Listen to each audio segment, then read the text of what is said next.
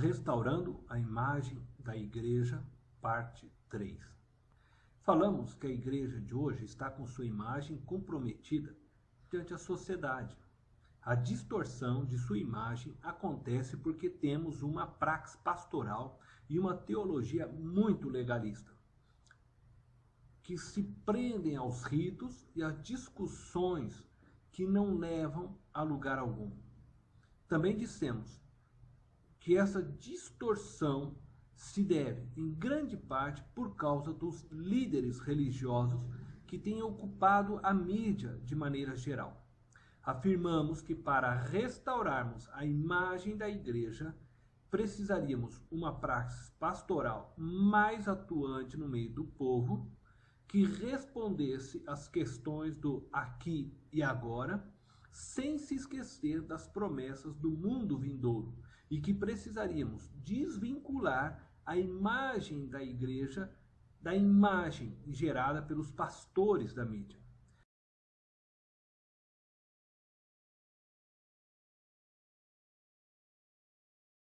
Hoje gostaria de afirmar que também precisamos separar a igreja do Estado, resgatando seu valor para o Estado. Embora nossas igrejas afirmem não terem vínculo com o Estado, percebemos que seu discurso não é uma realidade, uma vez que nossas igrejas se aliam aos governantes em busca de seus favores. As portas da igreja são abertas para pedir votos, para apoiar determinados líderes políticos em troca de ajuda financeira ou de um terreno em algum ponto da cidade. A espiritualidade e a fé são vendidas em nome de um crescimento da igreja local. Creio que isso acontece porque não temos profetas gritando contra o domínio do mal na vida da igreja e da sociedade.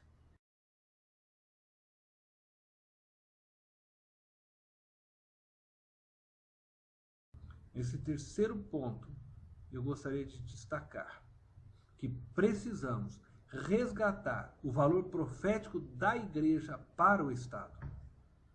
Como um pastor batista, defendo a separação do Estado e da igreja. O Estado deve cuidar e dar assistência às pessoas na esfera política, econômica e social.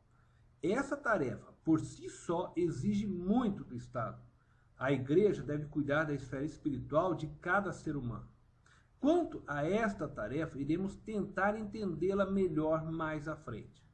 Essa divisão da forma como estou apresentando parece colocar cada uma dessas instituições em seu devido lugar. Entretanto, no dia a dia, estas instituições parecem não corresponder às obrigações que lhes são devidas. As pessoas hoje estão mal assistidas politicamente, economicamente, socialmente e espiritualmente. Igreja e Estado, embora atuem em esferas diferentes, devem trabalhar em cooperação, pois só desta forma poderão suprir o ser humano em sua totalidade, pois o ser humano deve ser pensado de forma integral. A igreja deve ajudar o Estado agindo como mediadora da presença e da vontade de Deus. Portanto, além do exercício sacerdotal, ela precisa ser profética. Uma igreja é profética quando, sem medo, denuncia tudo que o Estado promove e promoverá, que vai contra a vontade de Deus. Quero deixar claro que a igreja não deve atacar o Estado por atacar. Ela deve ao Estado submissão e respeito, enquanto o Estado luta pela preservação da lei de Deus. Infelizmente, nossas igrejas têm se silenciado diante de tudo que o Estado pratica. E o pior, ela não só se silencia por temer o Estado, o que demonstra que ela adora mais o Estado do que o próprio Deus, como também ela se associa com o Estado. Essa associação se vê presente quando as igrejas buscam benefícios do Estado e transformam seus templos em lugares de campanha política. Muitas igrejas trocam votos em troca de terrenos e batistérios. E eu mesmo já participei de uma reunião onde pastores pediam a um futuro prefeito, na época, ainda em campanha política, para que o mesmo os ajudassem na ampliação de suas igrejas. E eles se comprometiam desta forma em ajudá-lo em sua campanha política. A Igreja de Cristo não pode se submeter ao Estado quando este não manifesta comprometimento com os valores do reino de Deus. A Igreja não pode se silenciar enquanto o Estado não cumpre seu dever em estabelecer a justiça, a paz e a dignidade entre os indivíduos da sociedade.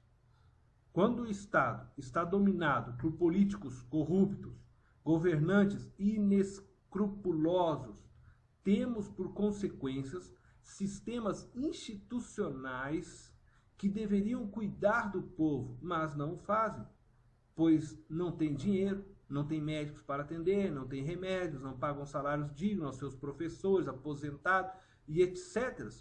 Porque tudo é desviado para o interesse daqueles que possuem o poder. E qual deveria ser a atitude da igreja diante este estado? A atitude deveria ser a de Elias diante Acabe, a de Natã diante de Davi, a de Amós diante de Jeroboão II.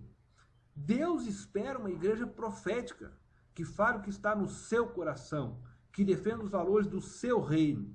E somente desta forma iremos restaurar a imagem da igreja de Cristo. Deus abençoe.